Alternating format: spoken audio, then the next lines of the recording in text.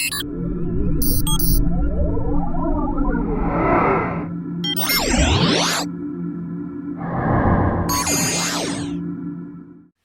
everyone, I am making you a video today. It's Sasha here, Sasha Wallace here. I'm making you a video to tell you about the latest updates from Bloom. It has been a whole year since I entered my plan for Bloom, the health spa for the mind, into Richard Branson's competition Voom 2016, and a lot has happened since then.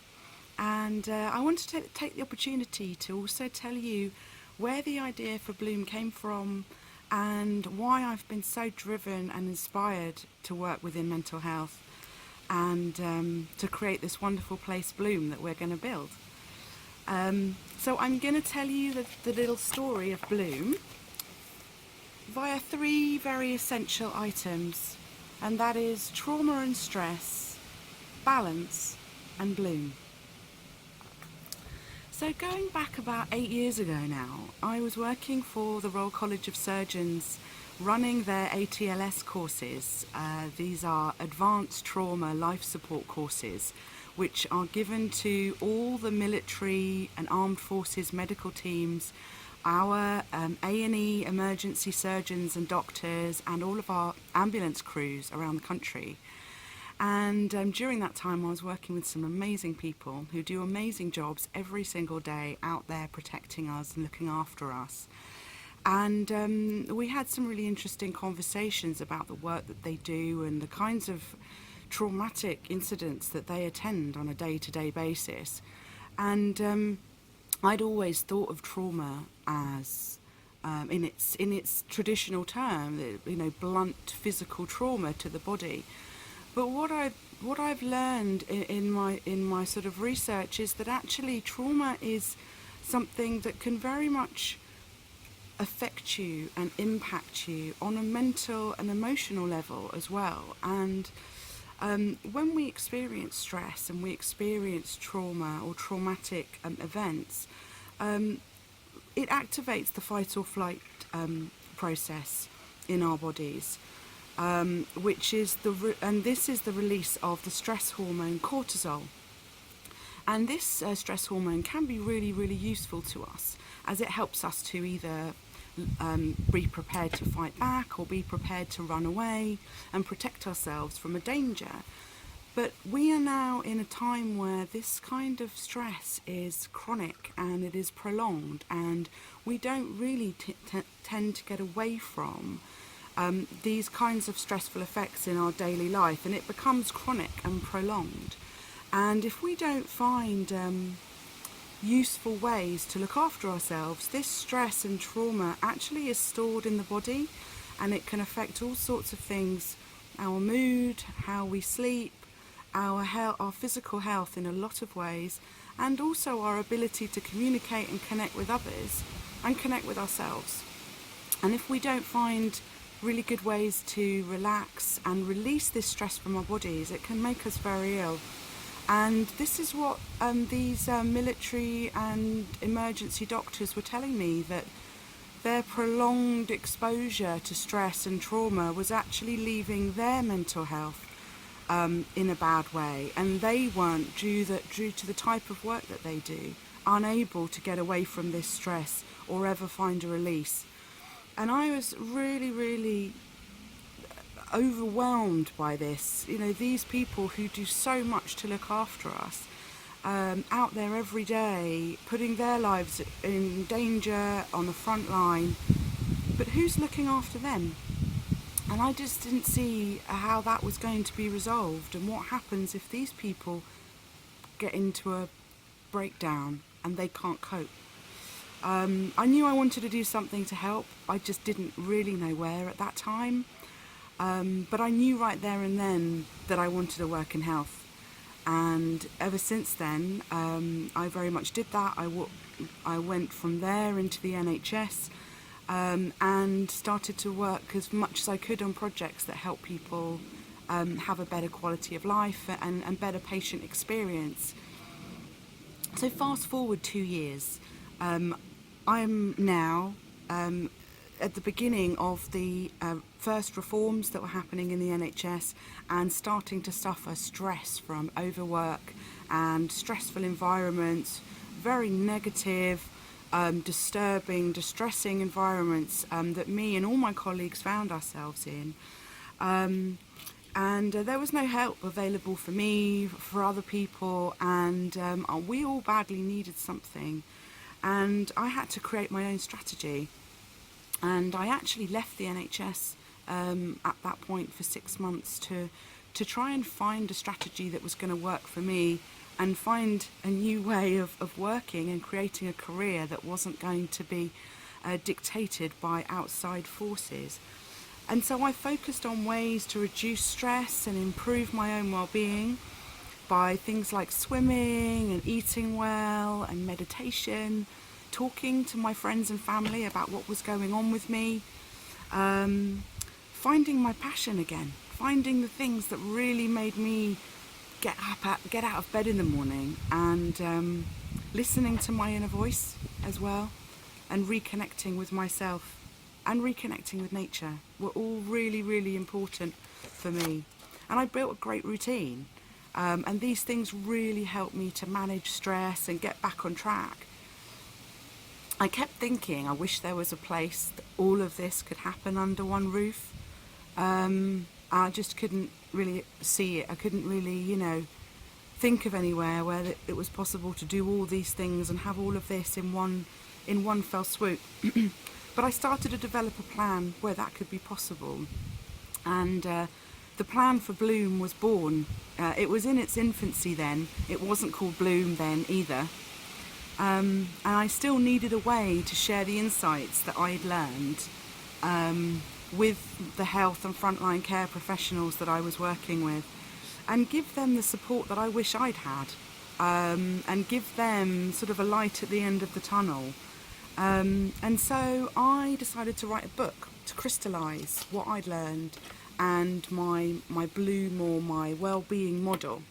And here it is. It was called Big When, Little When. It was the guide to restoring work-life balance for health and frontline care professionals. I'm still amazed when I read over my book again, because it's really good and it really works, and I really want my book and my model for well-being to continue helping people. And you can now get it on Amazon. It's now available on Amazon, but also if you would like to get the book and do a review for me on Amazon, I would be more than happy to send you a free ebook by email. If you just email me at sasha@bloomspace.co.uk, I will then send you your book, and that would be a fantastic way to help yourself and also give real great feedback to me and to others about how well this model works for you. So since I wrote the book, Big When, Little When, I've spent 5 years in the NHS, as well as becoming a coach during that sabbatical that I took, and have become a coach for people in the NHS and for frontline teams, emergency teams, working around stress, work-life balance and well-being. And I've also been a project manager in the NHS at the same time, working on projects that really help to expand people's involvement in their own care and really help them get the best experience and best quality of life possible. And so in the last 5 years in the NHS, I've seen more and more that mental health has become an epidemic. It's like a runaway train that is causing havoc in people's lives, their relationships, their health and their jobs. And no one was really talking about it. This is what was just astounding me. No one was talking about it, and this big distressed elephant in the room had been going on for too long. And so it was a year ago today, I saw the ad for Richard Branson's competition Voom, where he was looking for business ideas with a social or community impact. And I was at home ill in bed at the time, And so it was, in a crazed, feverish state. The whole plan for Bloom just exploded in my mind and all came tumbling out on paper. And within just 9 days, because I had 9 days till the deadline of the competition, within 9 days I had created a video for my pitch and entered the competition just in the nick of time. Now, although I didn't win the competition, sadly, the experience marked the beginning of the Bloom journey, and it seems like nothing can stop it from blossoming now. And so I want to tell you where we are with Bloom. Some really exciting things have been happening. I've built an online wellbeing platform called bloomspace.co.uk in order to drive the funding primarily of Bloom for the health spa for the mind. We really need to attract donations and funding. One of the things I've set up on Bloom Space is a wellbeing directory for people to find all the great wellbeing services and businesses out there. So if you are a business that promotes well-being for children, young people or adults, you can advertise your business in our directory, and all proceeds from member fees go towards building or buying the land first of all and starting on phase 1 of our build.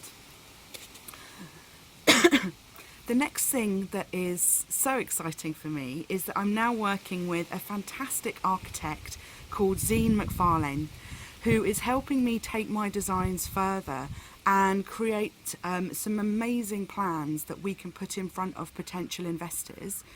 And we are continuing with the plans for Bloom to be built in Croydon. And there's lots of great reasons why this area is going to be just right for Bloom. And I'm applying for funding from a range of different grants, including Power to Change, but we're going to need to top this money up. So please, would you consider donating to help us build Bloom, the health spa for the mind, and join this community grassroots revolution for a brighter and better future for mental health. Donate at bloomspace.co.uk, and there are some great rewards to be had when you do. There are lots of other great things you can find on Bloom Space, lots of other ways you can create more well-being in your life, but I won't describe them all here. I'd rather invite you to come over to the platform and discover them for yourself. However, the central theme that I will tell you about is the development of our ecotherapy community gardens and the amazing benefits and restorative properties that gardening and connecting with nature can have for people, for everybody, but especially those suffering from PTSD, anxiety, depression, and many other mental health and physical health issues. The ecotherapy gardens are going to be the key that unlocks sustainability for our environment, for the biodiversity of the area, for our mental health, for our physical health and well-being, and for the community as a whole to have a place to come together and be together. I'd like at this point to say a special message to all my colleagues in the NHS and those working in the emergency services, frontline, and our armed forces and our veterans. The tragic events in recent months and over the last year have continued to add incredible pressure to your already hugely pressured jobs, and I'm constantly amazed to see the amazing way that you rise up with such challenge, rise up with such vigour to this challenge.